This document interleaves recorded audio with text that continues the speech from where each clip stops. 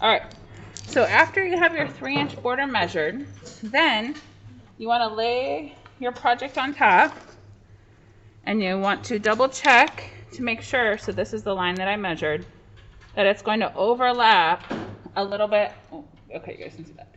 Overlap a little bit onto your drawing. So if you want me to double check it here, that's fine. Poster board, we have only a little bit extra. Mat board, which we're going to use for 2 of your projects, is like $4 per student. I only get 12 for the whole year. So we cannot afford mistakes at all, and you will have to pay for your mistakes. Okay, so measure twice, cut once. All right, so then you're all set up on the table with the cutting mat. I'm just going to use this for demonstration. Project set aside. You're going to put your ID in the basket. It says ID required to use X-Acto knife. Put in basket. Okay. There's a used blade cup and a new blade cup. So you are responsible for changing out your blades because you can't guarantee that someone else did their job. Okay. So I have a blade on here. I'm going to righty-tighty, lefty-loosey. So I'm going to turn it like to my left to loosen. Actually, there we go. Pull out the blade. Blade goes in the used cup. Okay, and that will be in here. And then there's the new blades in that little cup. So carefully get out a blade. And there's 2 there. Okay. So then you can open this up. And there's a little X at the top. And the blade goes in there. And do that. Okay, there we go. Okay, then righty-tighty, lefty-loosey.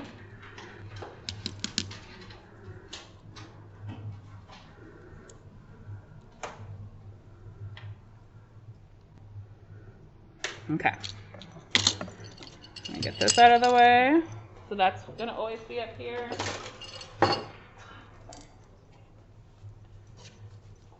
All right, with a metal ruler, and you're going to stand up when you do this. Stand up. Couple different reasons. You can have the aerial view of what you're cutting. If you stand up, you tend not to cut yourselves. And then we also need your body weight a little bit. So with the ruler, you want to spread your fingers as far as you can comfortably on the ruler. But you don't want your pointer finger or your thumb to hang off the ruler. So the ways I've cut myself was I wasn't paying attention and I had my fingers hanging over the ruler and then whoosh, right into my finger. Because I was talking to a kid while doing this. So don't bring friends in while you're matting. Don't talk while you're cutting. Okay, so I'm going to line up the ruler. So I am right-handed. So I'm going to hold the ruler down on the left side of the line with my left hand. If you're left-handed, hold it down on the right-hand side of the line with your right hand. All right, so you want to hold the ruler in the middle, and you're standing so that you're kind of leaning down on it, and you're using your body weight to keep it in place as well. So the pressure of you standing and leaning over. When you cut, so on your matting handout, it says, step number 4, use a metal ruler, do not press super hard. So what we don't want is for you to just like stab it and then cut. Like, that's not what we want.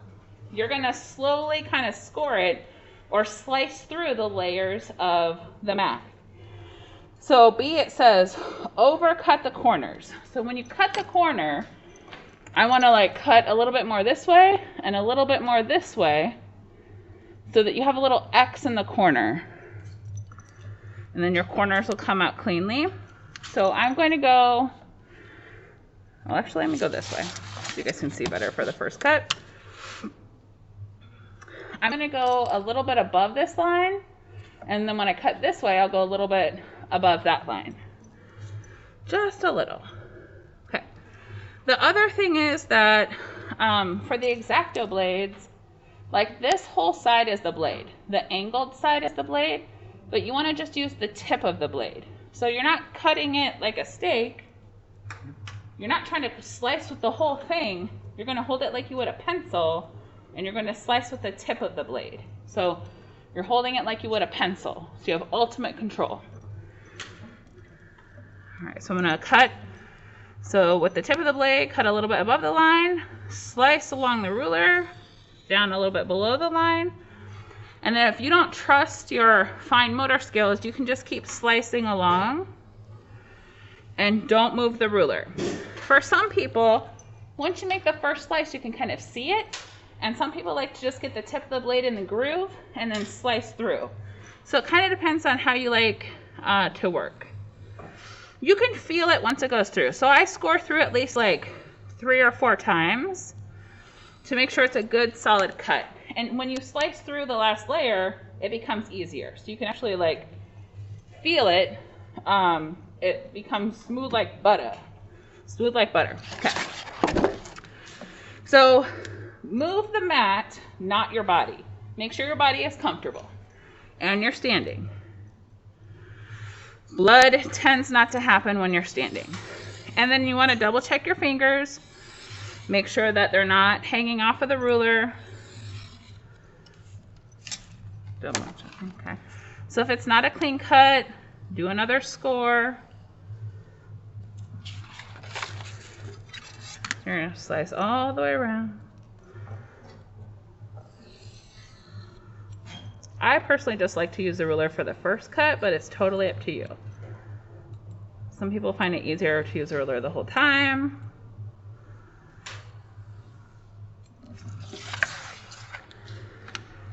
Okay.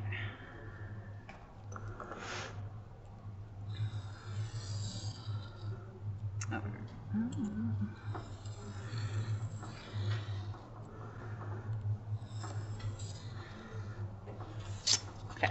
So it should, the middle should fall out. Okay, so I have one corner that's still hanging. So instead of just ripping it out, because you could rip your frame that you just spent all the time trying to make look good, I would go back and I would re-slice in that corner and see if then I can just slice it out. Okay. The centers, there's a box up on the paper cutter. It'll be somewhere on the paper cutter. I'm keeping them in case in the years that we're poor, I just use stuff that we have, like last year, so I just keep everything kind of like that. Okay. So then you're going to return X-Acto knife, blade facing down. There we go. And the red bins is the tape. And you can put the cutting mat away, especially if people are waiting. Like you're done with the cutting mat, put the ruler away, you're done with that, etc., etc. So I highly recommend that you take a picture of it before you put it in the frame, but you can always photograph it after. Okay, so I have my project. Now we're on step 5. So put your project base up. You want a piece of tape about 3 inches long. So a couple inches, about 3 inches or so, not super long. Maybe a little longer if you have a bigger project. And then for this tape, you can just put your thumb on it and rip it. Kind of like paper tape. Okay. So then I'm going to put half of the tape sticky side up on my project.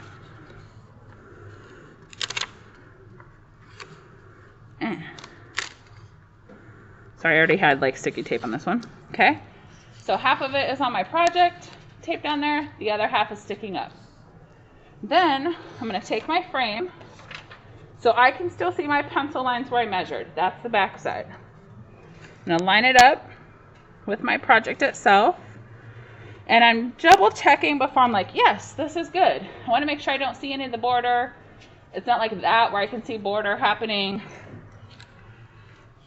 So line it all up. And you only have that one piece of tape, so you can line it up and move it around. Once it's how you want it, it's lined up how you want, you're going to press where the tape is. Okay, then you're going to flip it over. And you're going to tape the perimeter. And so flip your paper over, the matting handout, step 7. Put tape around the entire perimeter of the artwork. So